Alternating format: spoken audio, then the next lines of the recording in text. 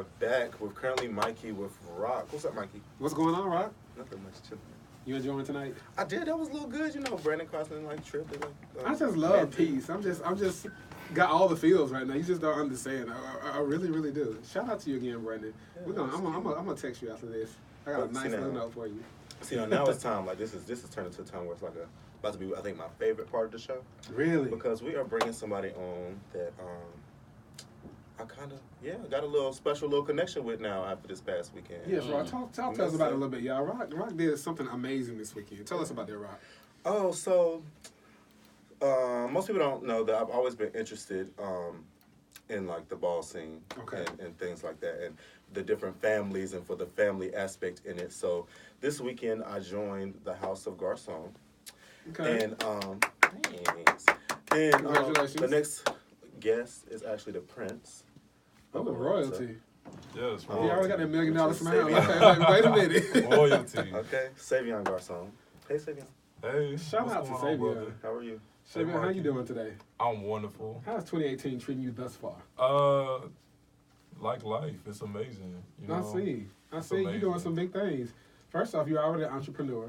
Absolutely. Because you're a barber. Yes, I am. And I be saying, like, I run into people like, yeah, I get cut by that dude. I'm like, why didn't I know? I need a barber sometimes. Let me just call somebody. Like, now I know I'm going to schedule my appointment in advance because I know you don't play that. Well, you know, with him being a barber, you know, I'm very, very particular about my hair. Yes. So I'm very iffy about letting people touch my hair. And he did your this hair? past weekend, he cut my hair, yeah. Let me tell you, amazing. Rocc walked up inside that damn, we had an event this weekend, Love, Sex, and Marriage. They had their premiere. I'm going to talk about that in just a minute, y'all. But Rocc walked in there looking like $1 million. You did that. Not that he don't always look good. I don't like to brag on my. But you did that. I don't like to brag. And what did I say? I said, look at your hair. I was like, wait a minute. Got it cut off and stuff. Right. But we're going to move on. Savion, y'all, actually plays a character named Terrell on Love, Sex, and Marriage. That's a brand new web series that recently came out. Actually, this past weekend. It's on a fledgling network, Trey Online 21 by Trey Floyd, correct? By Trey Floyd, correct. Yes. Talk to us about the show and then tell us a little bit about your character. Well, the show is based around 4 characters, well 5 really, you know, each one having their different struggles with love, sex, and marriage. They're college friends, high school friends, and they're kind of later on in life at this point and, you know, dealing with, you know, a little bit of turmoil going on in each one of their lives that kind of blend in and overlap with each other. So what sets it apart from other web series? The biggest thing is this is a sitcom. Oh, okay. You know, I think over the past few years we really got into a lot of dramas, and I love dramas personally. But say that. Go ahead. But you know, who doesn't love to laugh? You know, as an 80s baby and growing up in the 90s, you know, we grew up on Martin and, you know, Living Single. Yes. Later on we had Girlfriends and so many other things, and even you know, for the LGBT community, you know, we had Noah's Ark. We did. This show is going to give you quite a bit of that, like the same feel. You know, you'll be able to laugh.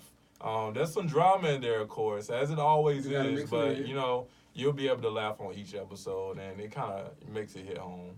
And I love that, too. What I tell people all the time, you know, drama is drama, but I feel like humor is a more difficult thing to do. It's harder to make somebody laugh than it is to make them sad. Because I can say something rude to you and it can hurt your feelings, but if I can make you laugh, I kind of got you a little bit. Yeah. You kind of like, what's going on with you? Just think about it. When you laughing at somebody or they humorous, it makes them all that much more attractive to you. Absolutely. Absolutely. I love me a funny boy. So one of the things I like about your character is he's very, I don't care. He's kind of like, if y'all watch Girlfriends, he's kind of like the Tony. Yeah. Yeah, he's definitely kind of like Tony. He's like Tony meets Ricky from Noah's Ark. Where he's kind of like, I'm busy doing my thing. But I got this going on. I got that going on. He cares, but he's just not going to be soft enough to show it. Absolutely. And my character, too, is quiet. You know, as we look back and as filming wore on throughout the season, we noticed that my character was a bone collector.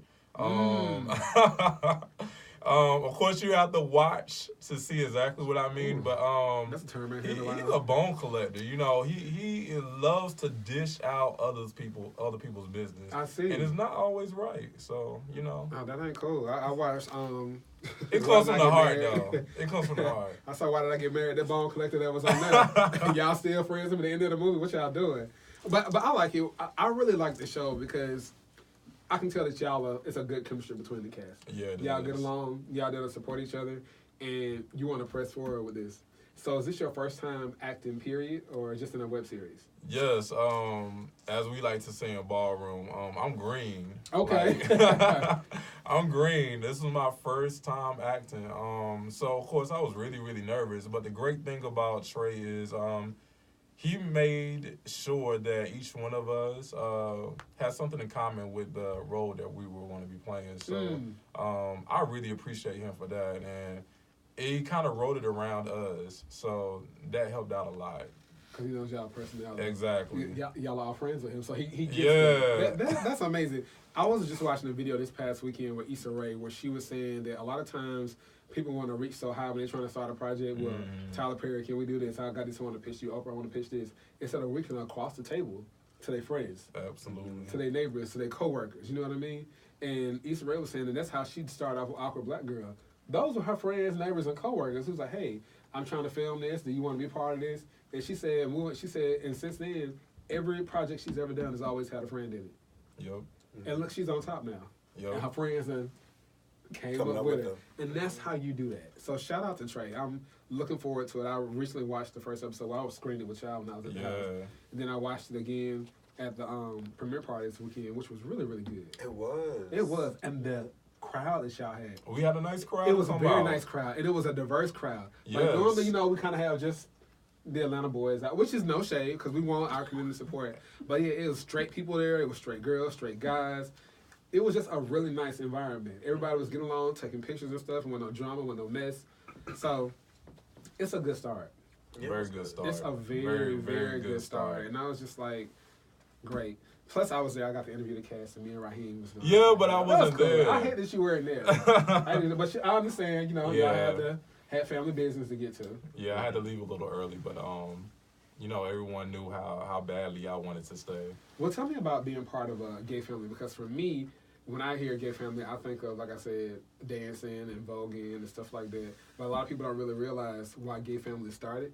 It's because a lot of back in the day, I want to say a lot of gay kids, or even now, their birth families don't accept them. Absolutely. And they need that stability. They need that family structure. Absolutely. And they accept them in.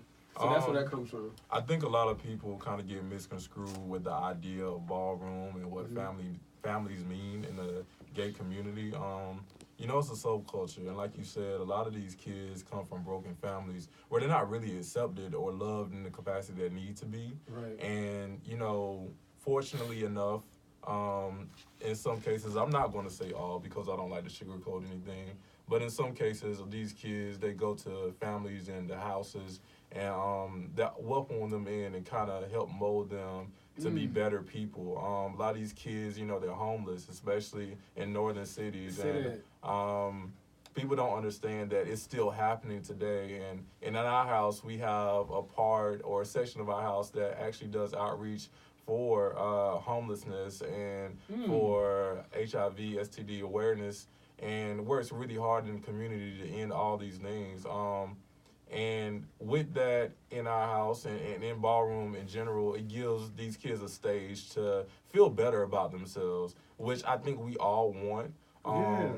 There's some vanity in that, of course, but as long as you are aware of it, I think it's a healthy amount of vanity that you can have. Because it's mixed in with validity, too. When you got a room full of people cheering you on, that's got to be the best feeling in the world. It is.